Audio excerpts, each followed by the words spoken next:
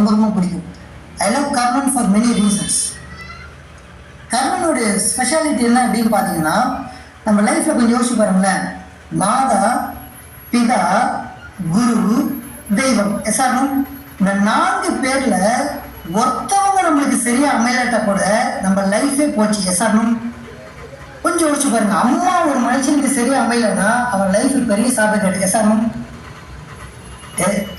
அம்மா நல்லா அமைஞ்சு அப்பா சரியா அமையல, அப்பயும் லைஃபு பிரச்சனை தான்.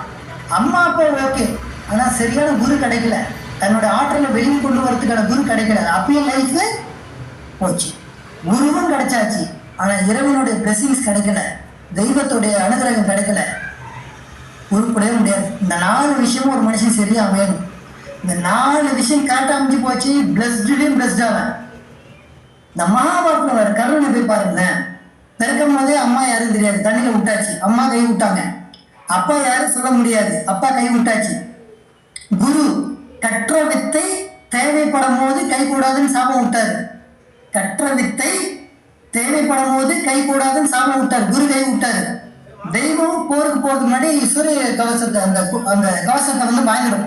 ஏன்னா அந்த கவசம் மாறுபட இருந்துச்சுன்னா பில் அடிச்சு அவனை சாப்பிடிக்க முடியாது.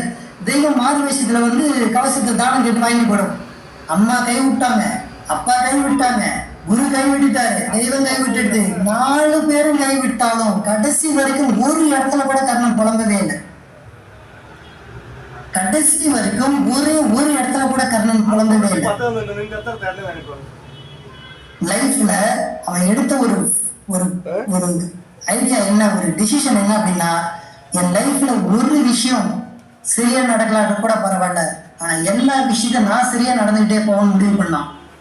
அதோட விளைவு என்ன ஆயிடுச்சு அப்படின்னு பாத்தீங்கன்னா, ஒரு விஷயம் கூட அவனுக்கு சரியா நடக்கல, ஆனா எல்லா விஷயத்திலும் அவன் சரியா நடந்துட்டே போனான்.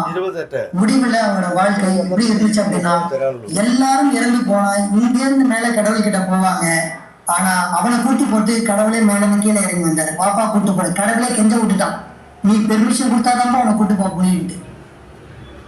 That's life. ஒரு லீடர் கிட்ட இந்த குவாலிட்டி இருக்கணும். எதுவுமே இல்லாதவன ஜெயிச்சு காட்டணும், அவன் தான் லீடர். எனக்கு அந்த ப்ராடக்ட் சரியில்லை, எனக்கு இந்த அப்ளைன் சரியில்லை, எனக்கு அது சரியில்லை, இது சரியில்லை.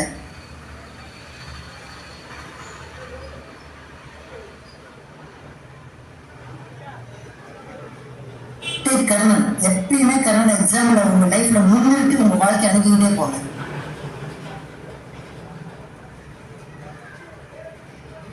லைஃப்க்கான எல்லா ஆன்சரும் கிடைச்சிடும்.